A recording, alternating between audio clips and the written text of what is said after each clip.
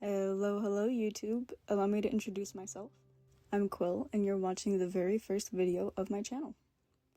Right off the bat, I'd like to apologize for the audio quality. I'm recording this on my phone in a closet, as many YouTubers do. If I manage to stay consistent and grow an audience, I promise I'll invest in better equipment, but for now, I'm very much a beginner and my tools will reflect that. With that disclaimer out of the way, I'll get right down to business.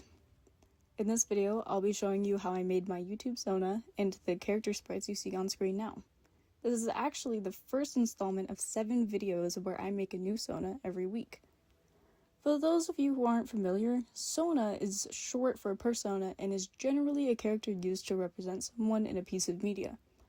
Do you remember when Into the Spider-Verse came out and everyone started making spider Sonas? It's kind of like that. I needed some kind of visual to represent me here on YouTube, as I'm not comfortable showing my face quite yet, and honestly just using my real voice is a big step for me. So this Sona will be used for most of my videos, and the remaining 6 will be used when I talk about more fandom-specific subjects like Wings of Fire, Monster High, and many more. So, where do I start? While the motivation and inspiration were on full blast for this project, I needed to set some ground rules so I wouldn't get too carried away. As I made these 7 different Sonas, I needed a sense of coherence. Whenever I changed Sonas for a video, I still want it to feel like the same character, just in a different form. So, rule number 1 is that I have to use the same color palette for all the characters. For some, this will be decently easy, but others, it'll take some finagling. Part of the reason for this rule is that I actually have many Sonas, but you can't really tell that they're supposed to represent the same person. I had a rather hard time walking the line of, I want this character to represent me, but I also don't want them to be too similar for my own safety and comfort, so I would tweak some things here and there, and before I knew it, they were their own characters with entire worlds and friends and backstories. Which leads me to rule number 2, absolutely no backstories of any kind. I know myself well enough. If I start to give these Sonas backstories, they'll become their own characters instead of representations of me, and we'll be right back at square one. Lastly, number 3, don't overdo it. I will definitely test this limit at times, but for the most part, these are supposed to be somewhat quick videos. I'm not trying to bore y'all with 6 hours of, here's how I chose what hairstyle to give this character.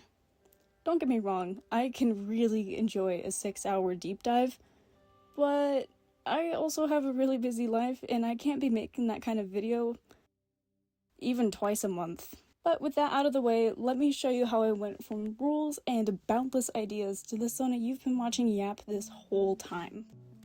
I started by making a Mila note board, not sponsored yet, of what was going on in my brain. I knew I, 1, wanted to study other people and how they made their forever Sona, and 2, limit myself to a handful of motifs that are important to me. So, starting right in the middle, here's the color palette I'll be sticking with.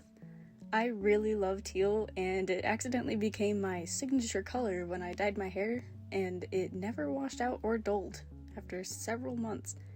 Which, for reference, I used a semi-permanent dye, and I put red and black over the blue. Both of them washed out, and the blue remained.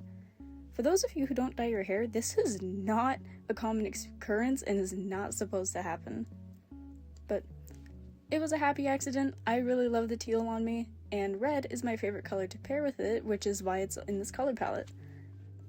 So, black and white technically don't have to be included here since they're kind of neutrals, but I knew black would be a major color in these designs since it comprises about 90% of my closet, and white complements it really well.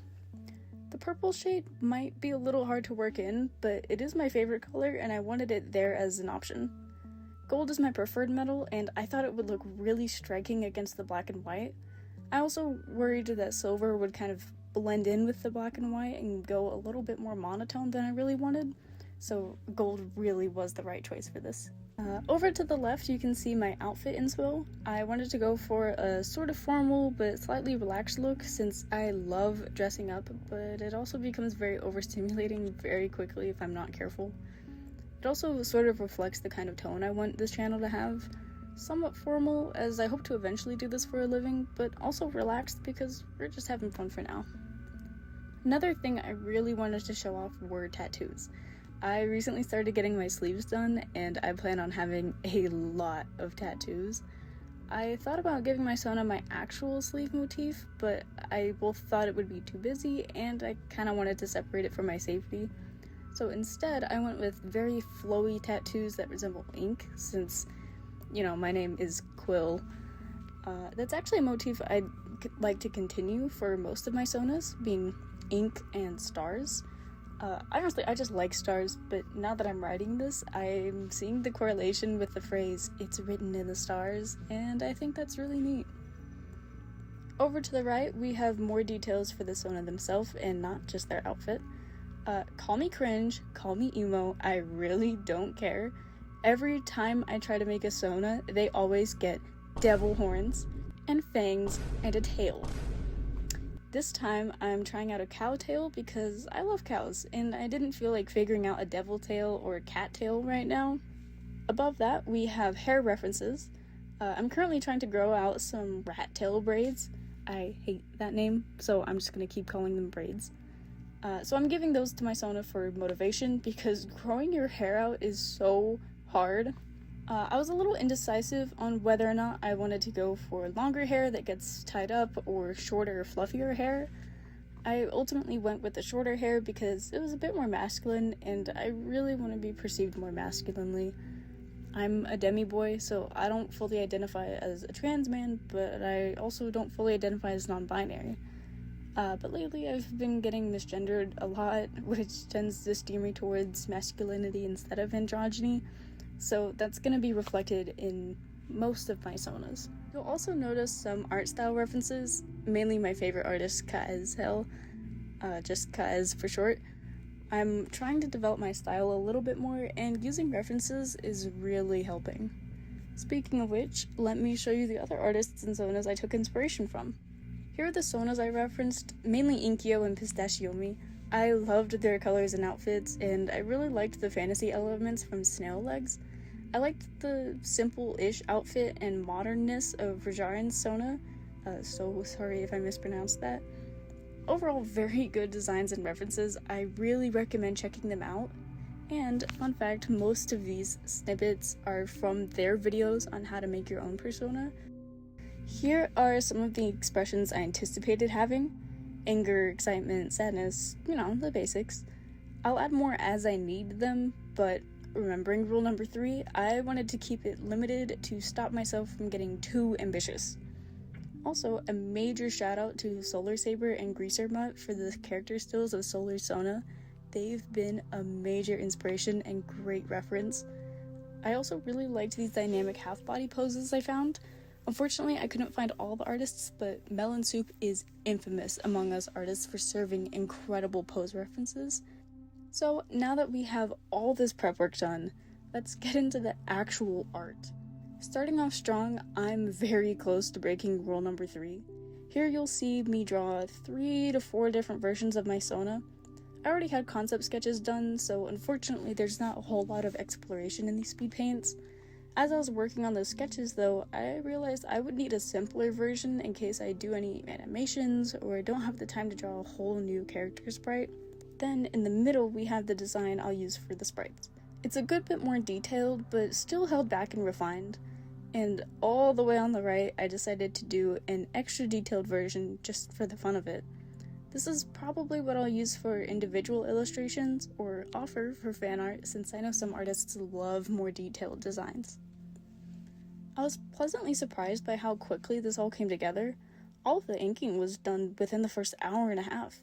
The faces still feel a little weird to me, but that's mostly because this is super zoomed out and I forgot to select a better canvas size that would get me more detail. It's fine though, since I'll have a chance to play around with it when I do the sprites. And I definitely won't forget to choose a better canvas size for those. Last but not least, the main course of this whole video, the character sprites. I'm going to speed through this part and honestly cut some things out, since it's mostly just me doing the same thing several times over. If you're interested in watching my full unedited process, there will be plenty of opportunities in future videos. For reference, the sketch and line art process alone took 7 hours. So yeah, I had to cut some things out. I'll be honest, this part took a lot longer than I initially planned for. The poses were giving me some issues, especially the hands. The expressions and anatomy weren't really up to my standard and needed some redoing, and personal life circumstances really delayed this part of the video. Now feels like a good time to mention that I work part-time and I go to school, so please don't expect weekly uploads. I'll try to aim for twice a month, and I'll give updates on my community tab or behind-the-scenes sneak peeks on my Instagram.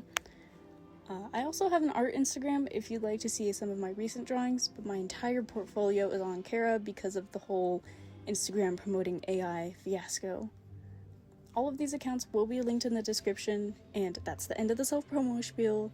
I won't tell you to like this video or subscribe. I'm not your dad, you do what you want. But yeah, here's a display of every sprite I made, since some of these might not be used for a little while. There's about 216 total combinations, 6 expressions, 6 poses, 3 ear types, and 2 tail types. I'm hoping these 27 arrangements will get me by for at least a year. But that about wraps it up, folks. Thank you so much for watching. I promise the other Sona videos won't be as involved. And with that, I'll see you in the next one.